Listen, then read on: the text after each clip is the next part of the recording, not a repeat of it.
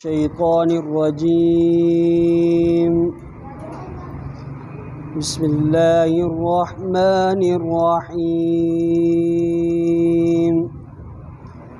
ومن لم يستطع منكم طولا أن ينكح المحصنات المؤمنات فمما ملكت أيمانكم من فتياتكم المؤمنات والله أعلم بإيمانكم بعضكم من بعض فانكحوهن بإذن أهلهن وآتوهن أجورهن بالمعروف محصنات غير مسافحات ولا متخذات أخدان فإذا أحصن فإن أتين بفاحشة فعليهن نصف ما على المحصنات من العذاب ذلك لمن خشي العنة منكم وأن تصبروا خير لكم والله غفور رحيم. صدق الله العظيم. ऐं जा माण्हू न ताक़त रखी तव्हां मां निकाह करण जी पाक दामन मोमिनियाणियुनि सां आज़ाद औरतुनि मोमिनियाणियुनि पाक दामन सां पोइ उन खां जो मालिक थिया आहिनि सॼा हथ तव्हांजा मोमिनात बानियुनि खां अल्लाह ताला वधीक ॼाणंदड़ आहे तव्हांजे ईमाननि खे। कुझु तव्हां मां कुझु खां आहिनि, बाज़ तव्हां मां बाज़ खां आहिनि। पोइ निकाह करायो तव्हां इन्हनि खे इन्हनि जे अहल जे इजाज़त सां ऐं ॾियो तव्हां इन्हनि खे हक़ महर इन्हनि जा दस्तूर मुआफ़िक़ शादी करायल न ज़िना कंदड़ ऐं न की वठंदड़ ॻुझा बदकार दोस्त। पोइ जॾहिं शादी कराई वियूं पोइ जेकॾहिं आणिन फ़हाशी बेहयाई पोइ इन्हनि ते आहे अधु उहो जो आहे पाक दामान आज़ाद औरतुनि ते अज़ाब खां। इहो उन माण्हू जे लाइ जेको ड्रिगो गुनाह खां तव्हां मां ऐं सब्र करणु तव्हांजो भलो आहे तव्हां जे लाइ। अल्लाह ताला बख़्शींदड़ बाझारो महिरबान आहे। सूरतुन निसा जो चौथों रुकू आयत नंबर 25 सिर्फ़ु हिकिड़ी आयत तिलावत कई से ऐं इहो चौथों रुकू अॼु मुकमल थियो। चौथों सिपारो बि मुकमल थियो, पंजे सिपारे जो आगाज़ थियो। इन आयत सगोरी जी तिलावत ऐं तर्जुमो पढ़ियोसीं।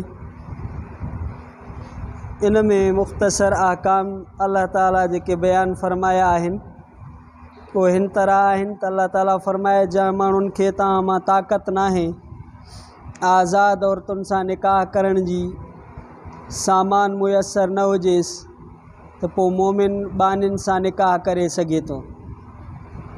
इन मां मालूम थिए थो त जेतिरे ताईं मुमकिन हुजे त आज़ाद औरतुनि सां निकाह करणु घुरिजे, बानियुनि सां निकाह न कजे। जेकॾहिं बानी सां निकाह करणो पइजी वञे त पोइ मोमिन बानी तलाश कजे। हज़रत इमाम आज़म अबू हनीफ़ा रहमतुल्लाह अलैह जो मज़हब आहे त आज़ाद औरत सां निकाह जी कुदरत हूंदे बानी सां निकाह करणु या किताबिया बानी सां निकाह करणु मकरूह आहे। हज़रत इमाम शाफ़ी रहमतुल्लाह अलैह ऐं ॿियनि आइम्मा वटि आज़ाद औरत सां निकाह जी ताक़त हूंदे बानी सां निकाह करणु हराम आहे ऐं किताबिया बानी सां निकाह करणु मुतलक़न जाइज़ नाहे। बहरहाल बानी जे निकाह खां बचणु आज़ाद मर्द जे लाइ हर हाल में बहितर आहे। जेकॾहिं मजबूरन करे थो त मोमिन बानी सां निकाह करे। उन जो वजह इहो आहे त बानियुनि मां जेका औलाद पैदा थींदी उहा उन माण्हू जी ग़ुलाम थींदी जेको बानी जो मालिक आहे, ऐं ग़ैर मोमिन बानी मां जेका औलाद थींदी अंदेशो आहे त उहे माउ जे ढंग ते हली करे ग़ैर दीन इख़्तियार न करे। औलाद खे ग़ुलामी खां बचाइण जे लाइ ऐं मोमिन बणाइण जे लाइ ज़रूरी आहे त ॿारनि जूं माउ आज़ाद हुजनि ऐं जेकॾहिं बानी हूंदी त कम अज़ कम मोमिना ज़रूरु हुजे ताकी ॿारनि जो ईमान महफ़ूज़ रहे। इन करे उलमाए कराम फ़रमाए त किताबी औरत जेका आज़ाद हुजे उन सां अगरचे निकाह दुरुस्त आहे पर बचणु बहितर आहे। इन दौर में उन जी अहमियत अञा वधीक थी वई आहे, छो त यहूदी ऐं नसारा उन्हनि जूं औरतूं उमूमन मुस्लमाननि सां इन्हनि जे लाइ निकाह कंदियूं आहिनि त पाण मुड़सनि खे ऐं मुड़सनि जे औलाद खे पंहिंजे दीन ते आणे सघनि। अॼुकल्ह खोड़ माण्हू पुछंदा आहिनि से अहले किताब सां निकाह, चवंदा आहिनि अहले किताब सां निकाह जे बारे में पुछी पोइ यहूदियुनि ऐं नसारनि जी कोशिशि आहे त मुस्लमाननि जे घरनि में औरतूं दाख़िल थी करे इन्हनि मुड़सनि जो दीन बि बिगाड़नि ऐं इन्हनि औलाद जो बि दीन बिगाड़नि। तंहिंजे करे अल्लाह ताला फ़रमायो त औलाद जे ईमान ऐं उन जे दीनदारी ज़िंदगी ते उन जे माउ जो वॾो असरु आहे। औरतूं मोमिना हुजनि जेके ॿारनि जी परवरिश कनि। वल्लाहु आलम बि ईमानिकुम बाज़ुकुम मिन बाज़। अल्लाह ताला तव्हांजे ईमान खे बहितर थो ॼाणे, वधीक थो ॼाणे। बाज़ मरतबा ग़ुलाम ऐं बानी ईमानी मरतबे में आज़ाद मर्द ऐं आज़ाद औरत खां वधीक हूंदा आहिनि। इन जे लाइ मोमिन बानी सां निकाह करण खे क़ाबिल नफ़रत न सम्झिजे बल्कि उन जे ईमान जो क़दुरु कजे। बाज़ुकुम मिन बाज़, बाज़ तव्हां मां बाज़ खां आहिनि, यानी आज़ाद ऐं ग़ुलाम सभु हिक ई जिन्स बनी आदम मां तालुक़ रखनि था, सभई हिकिड़े नफ़्स मां पैदा थियल आहिनि।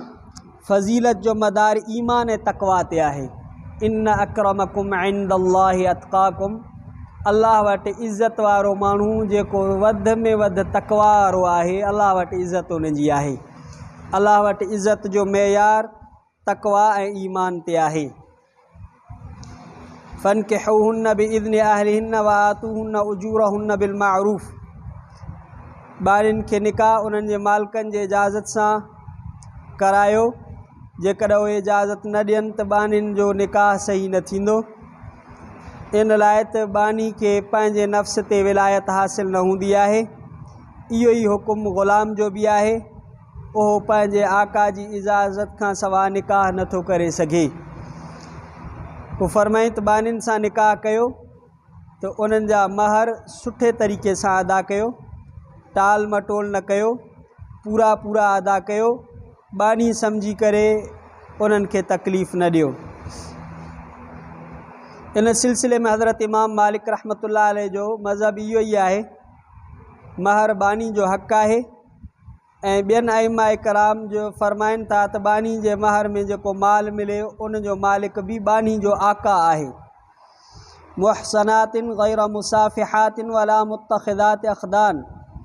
मोमिन बानियुनि सां निकाह कयो इन हाल में जो उहे पाक दामन हुजनि ऐं मुसाफ़िहात यानी ऐलानिया ज़िना करण वारियूं या ख़ुफ़िया तौर ते दोस्ती रखण वारियूं ज़िना करण वारियूं न हुजनि। निकाह जे लाइ पाक दामन बानियुनि खे तलाश कयो। लेकिन आज़ाद औरत जेका ज़ानिया आहे उन सां निकाह करण खां बचण बि अफ़ज़ल ऐं बहितर आहे। ज़ानिया औरत खां माण्हू बचे, छो त उन सां नसुल ख़राब थींदा आहिनि, औलाद ते उन जा बुरा असरात पवंदा आहिनि। मुहसनातिन गैर मुसाफ़िहात। अल्लाह ताला फरमायो पाक दामनी वारी ज़िंदगी ऐं ज़िना वारी ज़िंदगी न हुजे, जो औरत ज़िना में मुख़्तलिफ़ मर्दनि सां ताल्लुकात रखे, उन में जेके ॿार थियनि उन्हनि जे नसब जी बि ख़बर न हुजे, ऐं इहे माए मोहतरम जो भी को जेको आहे क़दर न हुजे। इन जे करे अल्लाह ताला फरमाए पाक दामनी वारी ज़िंदगी गुज़ारियो। इन आयत जे आख़िरी हिस्से में अल्लाह ताला फरमाए जॾहिं इन्हनि बानियुनि जा निकाह थी वञनि ऐं उन्हनि जे पाक दामन रहण जो इंतज़ाम थी वञे, हाणे जेकॾहिं इहे ज़िना कनि थियूं त उन्हनि खे आज़ाद औरतुनि जे मुक़ाबले में सज़ा अधु आहे। आज़ाद खे जेका मर्द खे या औरत खे सज़ा आहे, बाने खे ऐं बानी खे उन जे मुक़ाबले में सज़ा अधु आहे। मसलन गैर शादीशुदा आज़ाद मर्द या औरत ज़िना कनि था त उन्हनि खे 100 कोड़ा लॻंदा, जंहिंजो तफ़सील सूरह नूर में ईंदो। जेकॾहिं शादीशुदा मर्द ऐं औरत आज़ाद हुजनि त उन्हनि जे लाइ शरई सज़ा संसार करणु आहे ज़िना जी सूरत में। पर जेकॾहिं बानो आहे ऐं उनखां इहो गुनाह सरज़द थी थो वञे त उन जे लाइ सज़ा इन आज़ाद जे मुक़ाबले में अधु आहे। ज़ालिक लिमन ख़शियल आनत मिनकुम, बानियुनि सां निकाह करण जी इजाज़त उन माण्हू जे लाइ आहे जंहिंखे ज़िना में पवण जो ख़तरो हुजे, अंदेशो हुजे। पर जेकॾहिं अन तस्बिरू ख़ैरुल लकुम, बावजूद अंदेशे ज़िना जे जेकॾहिं सबुर कयो ऐं पंहिंजे नफ़्सनि खे पाक दामन रखो त इहो तव्हांजे लाइ बहितर आहे जो बानियुनि सां निकाह कयो। वल्लाहु गफ़ूरुर रहीम, अल्लाह ताला बख़्शणहार बाझारो आहे। बानियुनि सां निकाह करणु मकरूह आहे, जेकॾहिं इन कराहत ते अमल कंदो तॾहिं बि अल्लाह ताला माफ़ फरमाईंदो ऐं उहो रहम वारो आहे, छो त उन बानियुनि सां निकाह जी इजाज़त ॾिनी आहे ऐं उनखे ममनू करार न ॾिनो आहे। इन ज़मीन में आख़िरी हिकिड़ो नंढो मसइलो आहे त जेको ग़ुलाम ऐं बानी जो ज़िक्र आयो आहे, इन मां शरई ग़ुलाम ऐं बानी मुराद आहे। जेको काफ़र मर्द ऐं औरत जिहाद जे मौक़े ते क़ैद कया विया हुजनि ऐं मुस्लमाननि जो अमीरुल मोमिनीन उन्हनि खे मुजाहिदीन में तक़सीम कंदो आहे, इहे क़ैदी ग़ुलाम या बानियूं बणिजी वेंदियूं आहिनि। पोइ उन्हनि जे नसुल बि ग़ुलाम रहंदा आहिनि ऐं कुझु सूरतूं आहिनि जिन के इन जे मुख़्तलिफ़ आहिनि ऐं उहे फ़िक़े जे किताबनि में आहिनि।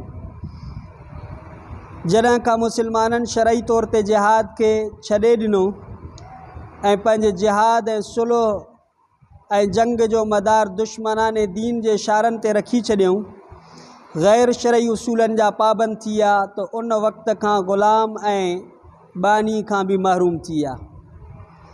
मौजूदा जेके नौकर चाकर ऐं घरनि में कमु करण वारियूं नौकरियाणियूं हूंदियूं आहिनि, इहे बाना ऐं बानियूं न आहिनि त माण्हू इन्हनि खे बानो सम्झे या बानी सम्झे। इहे उन हुकुम में न आहिनि, इहे आज़ाद आहिनि। बाज़ इलाइक़नि में ॿारनि खे विकिणंदा आहिनि ऐं उन्हनि खे ग़ुलाम करे छॾींदा आहिनि, इहो सरासर हराम आहे ऐं ईअं करण सां इहे ग़ुलाम न थींदा आहिनि। तेसिताणी रुकू तर्जुमे तफ़सीर समेत पूरो थियो ऐं इहो सॼो तफ़सील मारिफुल क़ुरान जुल्द नंबर 2 सफ़ो नंबर 373 तां पेश कयो वियो। इंशाअल्लाह ताला सुभाणे ज़िंदगी रही त अॻिते जेके अल्लाह ताला अहकाम बयान फ़रमाया आहिनि त बातिल तरीक़नि सां परायो माल खाइणु जाइज़ नाहे, पंहिंजो माल बि बातिल तरीक़े सां ख़र्च करणु जाइज़ कोन्हे ऐं हलाल कमाई ऐं उन जे महिनत जी फज़ीलत ऐं भली तिजारत उन जे मुतालिक़ अल्लाह ताला अहकाम बयान फ़रमाया आहिनि। इंशाअल्लाह ज़िंदगी रही सुभाणे इहो तिलावत कंदासीं। बिस्मिल्लाहिर्रहमानिर्रहीम ला इलाहा इल्ला अंत सुब्हानक इन्नी कुन्तु मिनज़ ज़ालिमीन। रब्बना तक़ब्बल मिन्ना इन्नका अंतस समीउल अलीम व तुब अलैना इन्नका अंतत तव्वाबुर रहीम। सल्लल्लाहु तआला अला खैरि खल्क़ि मुहम्मद सल्लल्लाहु अलैहि वसल्लम व अला आलिहि व सहबिहि व अज़वाजिहि व ज़ुर्रिय्यतिहि अहल बैतिहि अजमईन बिरहमतिका या अरहम। ला इलाहा इल्लल्लाह मुहम्मदुर रसूलुल्लाह।